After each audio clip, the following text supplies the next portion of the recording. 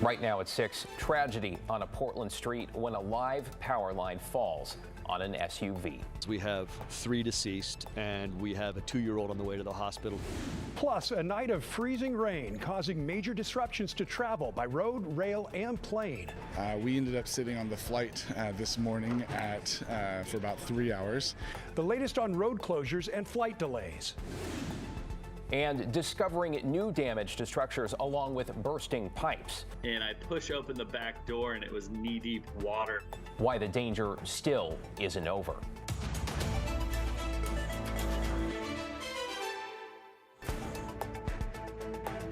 Good evening, everyone. It is a slippery mess out there with ice still coating the streets, the sidewalks, trees, vehicles, and beyond. And unfortunately, yes, we are not done with the freezing rain just yet. Right now, it's 33 degrees in the Rose City as that thaw we were banking on today, it seems, did not really materialize. Well, thanks for joining us at 6. I'm David Molko. And I'm Tim Gordon. So far, there have been at least 10 storm-related deaths since Saturday, 5 suspected cases of hypothermia, 2 as a result of fallen trees, and now 3 more have died electrocuted after a tree branch snapped and knocked a power line onto their car. Just heartbreaking, Tim. Yep, it certainly is, and we have team coverage tonight. Joe Ranieri is following that story for us in Northeast Portland. Sydney Dorner, Thomas Schultz, and Daisy Caballero are tracking travel disruptions and the cleanup for schools and businesses. Okay, we'll get to all of them in just a second, but first we want to check in with Chief Meteorologist Matt Safino. So Matt, walk us through the latest on the warm-up and that new chance of ice. Yeah, we do have another chance of freezing rain coming our way tomorrow, but it's mainly for East County, so we'll dig into that in a minute. Here's the good news. Many cities in the Willamette Valley have warmed into the 40s. This is our sky cam down at Solar Vineyard near Amity in Yamhill County.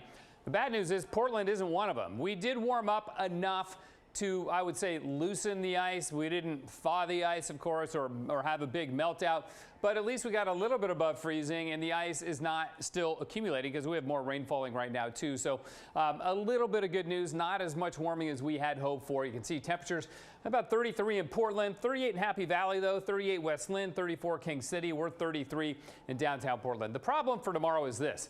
The gorge is still really cold. Temperatures there are still in the low to mid 20s, and the east wind is going to strengthen, so that means that cold air pours right back into the Portland area yet again. Now, we are not as cold as we were at the start of certainly the snow on Saturday and the sleet or the freezing rain yesterday. We're not that cold, and we're not going to get that cold, so we won't see as much icing, but we may get a glaze of ice in some areas. This is the rainfall we had since midnight, about 1/4 inch in Portland, but of course we had about 1/4 inch before that, so it was about 1/2 inch of ice from much of the metro area. Farther south, some decent rain amounts, just liquid rain on the Oregon coast. So here's what we're looking at tomorrow. Notice how temperatures in the morning about 35. And then they go down a little bit, 34, as that east wind strengthens. But they don't drop below freezing in the Portland area, even with this strong east wind. At least we don't think they will. But they are going to be strong east winds yet again, gusts to 55 out of the gorge. So a couple of models for you on the icing. This one showing freezing rain right up to about I-205, but just a little tiny bit there. Another model showing pretty much the same pattern with a little bit of ice right up to about I-205. So I think most of Portland will avoid freezing rain tomorrow, but with temperatures only a few degrees from freezing, we need to watch it very carefully. The melting will continue to the south and west. We'll see a bigger warm up as we go to the weekend, guys. Looking forward to the weekend. Thank you, Matt. All right, tragically tonight, the cold and winter weather has once again proven to be deadly in Northeast Portland today around noon. A falling tree branch caught a live power line and brought it down on an SUV, killing 2 adults and a teenager. A 2-year-old survived and was rushed to the hospital. Joe Ranieri joins us live in Northeast Portland. Joe, you just talked to the neighbor who rescued that toddler. What'd she have to tell you? Well, obviously, this neighbor can be called a hero tonight. I mean, she was obviously very shaken up several hours after this happened. Now, I spoke with her just about an hour ago or so before our 5 o'clock show. But again, she's obviously very shaken up. But Portland Fire and Rescue are still trying to determine what the group of 4 were doing in their car. Were they running errands earlier today, or were they just kind of waiting for their car to warm up? Regardless, tonight, 3 people are dead, 2 adults, 1 teenager, but a 2-year-old is alive. This was a call no firefighter, police officer, or paramedic ever wants to go on. I've never had a triple.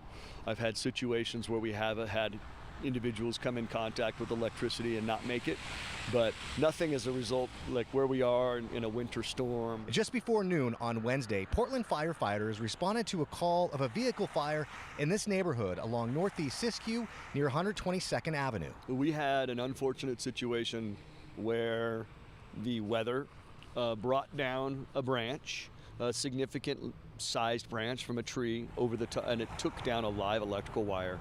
Rick Graves with Portland Fire and Rescue says when their crews arrived, they found 3 people on the ground near their vehicle who had died, 2 adults and a teenager. Portland Fire says a neighbor who saw what happened jumped in and grabbed the toddler after it was found near one of the bodies. That neighbor, who didn't want to show her face, told us she grabbed the toddler who was in her father's arms. In my mind, I'm just thinking like this baby, I have to get this baby. That's the only thing like I can even think of, like when I think back to that, is like I have to get this baby. That 2-year-old was taken to a hospital and is in good condition.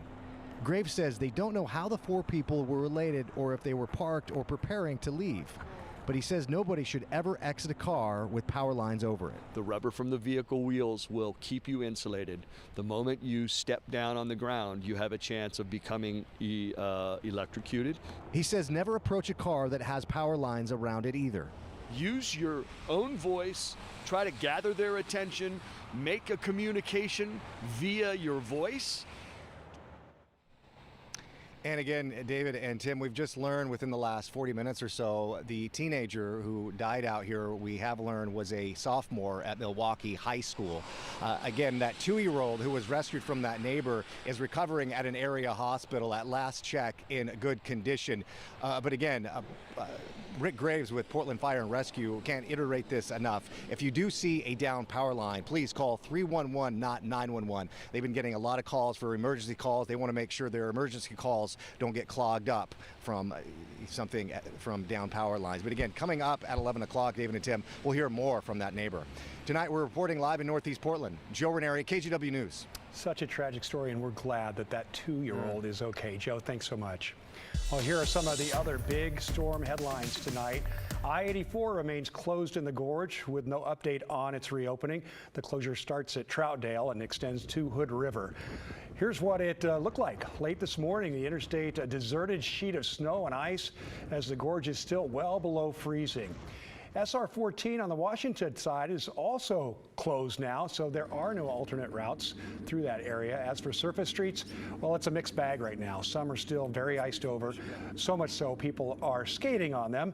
Other streets are just slushy now. All right, let's talk about TriMet. We have a little good news tonight. Partial service on the Max Blue Line has been restored here in just the last couple of hours. The Blue Line is now running between Hatfield Government Center in Hillsboro and the Goose Hollow Jefferson stop in Southwest Portland.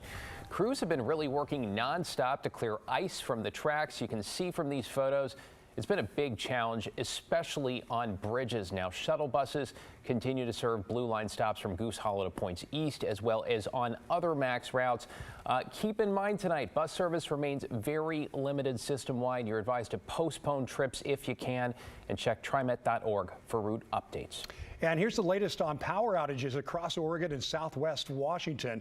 PGE has just under 8,000 customers without power. That's down from 14,000 around midday today. Clark Public Utilities has around 450 customers without power now. They were down to 0 yesterday afternoon before the freezing rain arrived. And outside the Portland Metro, just under 11,000 Pacific Power customers remain without power after 2 rounds of freezing rain in the Willamette Valley and out at the coast. At least we appear to be going in the right direction for the most part. Now, some residents near Sandy are going into their 5th night without power.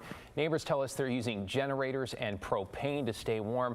And that's not the only challenge. A tree fell through one family's home into their child's bedroom. Fortunately, he wasn't hurt, but some told us they can't get any kind of response from PGE and have no idea when their power will be restored. Their only response is to plan accordingly, and we don't know what to plan for because they can't give us any solid information. It doesn't tell us that there's an actual time that anything's going to be fixed or anything's going to happen. Well, according to PGE's outage map, around 200 customers in and around Sandy are without power. Some neighborhoods have been given an estimated restoration time as soon as 10 o'clock tonight.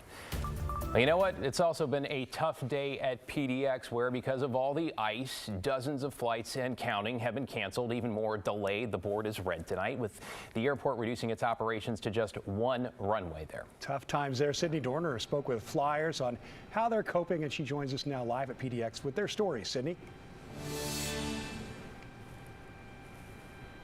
Yes, PDX is still packed with people's stuff. Most of the people I saw this morning are still here at the airport. Most of them say they're frustrated, but understand with weather like this, you have to stay flexible.